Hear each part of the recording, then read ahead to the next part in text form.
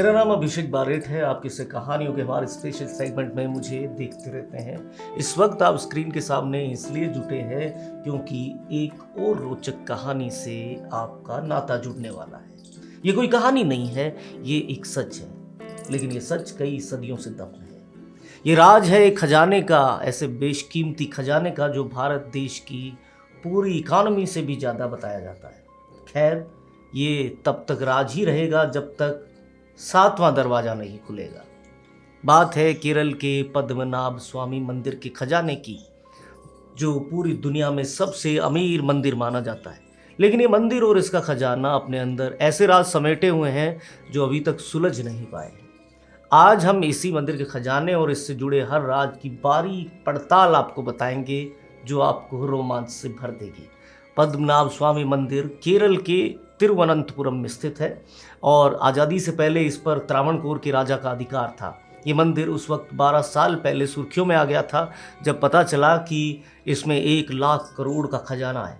वो खजाना इसके तहखाने के 6 रहस्यमयी दरवाज़ों के पीछे छुपा है। इनमें से बाकी दरवाजे तो खोल लिए गए, जैसा बताया गया कि 1 लाख करोड़ का खजाना मिल भी गया, लेकिन एक दरवाज़ा अभी बाकी है। उसे खोलने की हिम्मत आज तक कोई नहीं जुटा पाया।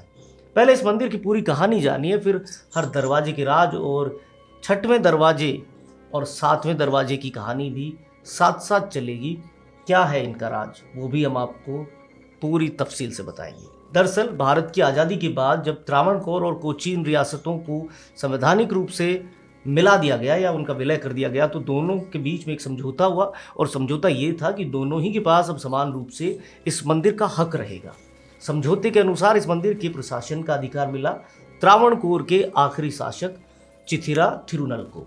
बाद में 1991 में चिथिरा थिरुनल की मौत हो गई और उनकी मृत्यु के बाद उनके भाई उत्तरादम वर्मा ने मंदिर पर वारिस होने का दावा किया और अदालत ने इसकी कस्टडी उत्तरादम वर्मा को दे दी। पर मामला मंदिर पर हक का नहीं था, इससे ज़्यादा था।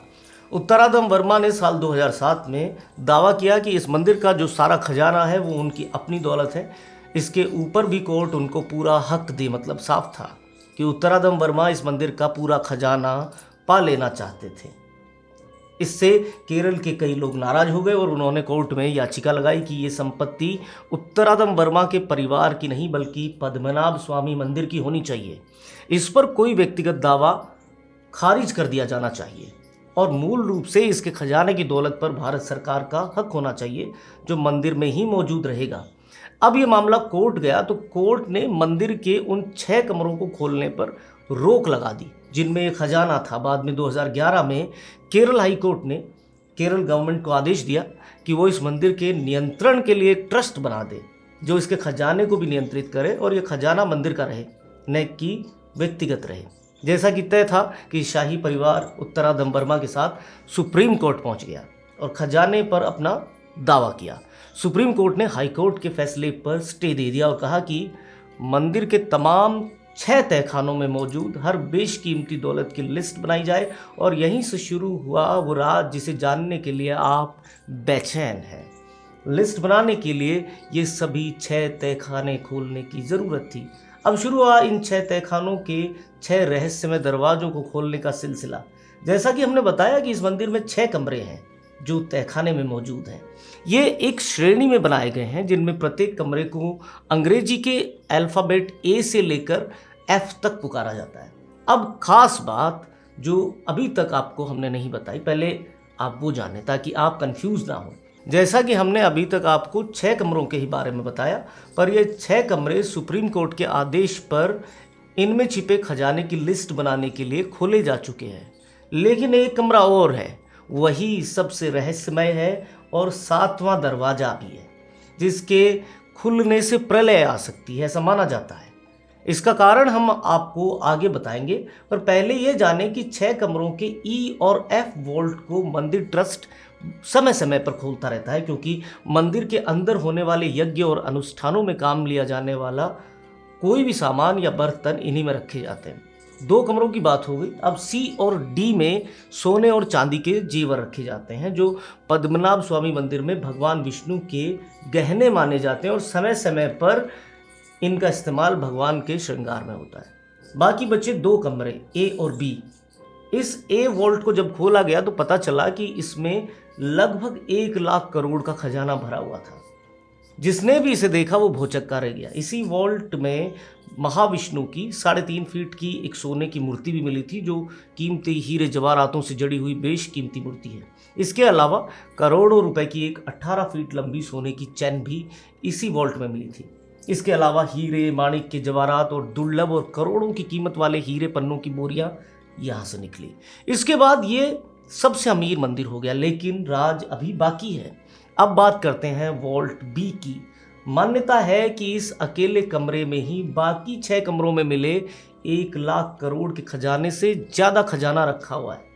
लेकिन कितना, वो किसी को नहीं पता, क्योंकि ये अभी खोला नहीं जा सका।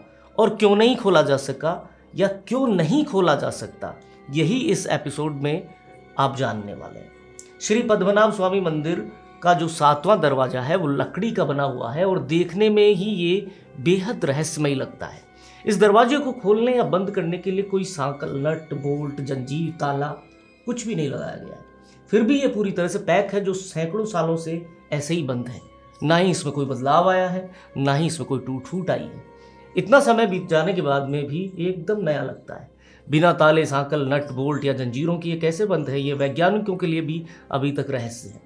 मंदिर के इस 7वें दरवाजे पर एक ड्रैगन जैसा दिखने वाला सांप जो है उसे उकेरा गया है, जो इसके पूरे बॉर्डर को घेरे हुए है, और दोनों कपाटों पर 2 सांप बनाए गए हैं। साथ ही इस दरवाजे को नागबंधम भी कहा जाता है। कहा जाता है कि अगर यह दरवाजा खोला गया तो प्रलय आ सकती है। मान्यता है कि दरवाजे के पीछे खजाना तो है, लेकिन किसी सिद्ध पुरुष के हाथों ही ये खोला जा सकता है, वरना ये कयामत ला सकता है। लोगों का मानना है कि इस दरवाजे को अरब सागर से जोड़ा गया है, और अगर इसे खोला गया तो समुद्र का पानी इस रास्ते से आकर पूरे केरल को डुबो देगा। एक कहानी ये भी है कि 1931 में कुछ लोगों ने इस दरवाजे को खोल भी लिया था, और उन्होंने इसे आधा ही खोला था कि सैकड़ों साल जीने वाले सींग वाले सांप उन्हें अंदर पहरा देते हुए दिखे थे। इसकी पुष्टि इतिहासकार और सैलानी एमिली हैच ने अपनी किताब Travancore guide book for the visitors में की है। उन्होंने लिखा है कि साल 1931 में इसके दरवाजे को खोलने की कोशिश की जा रही तो हजारों नागों ने मंदिर के तहखाने को घेर लिया था। ये दृश्य देखते ही वो सब अपनी जान बचाकर वहां से भाग निकले जिन्होंने इसे खोलने की कोशिश की थी, और ये दरवाजा अपने आप वापस बंद हो गया। मंदिर पर आस्था रखने वालों की मान्यता है कि टीपी सुंदरराजन, जिनकी याचिका के कारण ही इस मंदिर के दरवाजे को खोलने का फैसला हुआ, बाद में रहस्यमय ढंग से उनकी मौत हो गई। साथ ही उनके घर वाले बताते हैं कि ये बाकी दरवाजे खुलने के बाद से ही वो बहुत ज़्यादा तनावग्रस्त हो गए थे और मानसिक रूप से अस्थिर भी हो गए थे। बाद में इसी वजह से उनकी मौत हो गई थी। 1908 में भी एक बार ऐसा हुआ था, जब इस 7वें दरवाजे को खोलने की कोशिश की और सांपों ने फिर मंदिर को घेर लिया। लोग कहते हैं कि हो सकता है कि ये सांपों के रहने की कोई गुप्त जगह हो, जिसे इस हिसाब से डिज़ाइन करके मंदिर में शामिल किया गया है कि जब भी अकूत खजाना चुराने की कोशिश हो या उसे पाने की कोशिश हो तो खजाने तक पहुंचा ही ना जाए। बिना नट, बोल्ट, सांकल, जंजीर, ताले बिना ये दरवाज़ा बंद कैसे है, ये विज्ञान के लिए पहेली है। साथ ही ये मान्यता भी है कि इसे खास प्रकार के मंत्रोच्चार से बंद किया गया है, जिसे गरुड़ पाशम कहा जाता है। अब इसे कोई विशिष्ट सिद्ध व्यक्ति ही खोल पाएगा जो गरुड़ मंत्रों की बारीक जानकारी रखता हो, क्योंकि इन मंत्रों के गलत उच्चारण से जान जा सकती है, ये मान्यता है। हालांकि सुप्रीम कोर्ट ने यह भी कहा कि कल्लार बी यानी वॉल्ट बी को खोलना है या नहीं, इसका फैसला कमेटी तय करेगी। हाँ, अभी तक इसके खोलने से सुप्रीम कोर्ट भी पीछे हटा हुआ है। कहानी कुछ भी हो, राज तभी खुलेगा जब ये दरवाज़ा खुलेगा। आप क्या सोचते हैं कि दरवाजे के पीछे क्या होगा? ये कमेंट सेक्शन में आप हमें बता सकते हैं। कुछ सुझाव हमें दे सकते हैं कि हम कैसे बेहतर काम कर पाएँ। साथ ही आप हमारे चैनल को सब्सक्राइब कर लें, बेल आइकन को प्रेस कर लें, ताकि हमारी सारी कहानियाँ, किस्से, खबरें आप तक तय समय पर पहुँचे, हमारा रिश्ता बना रहे। Please subscribe and don't forget to press the bell icon to get notified whenever we upload a new video.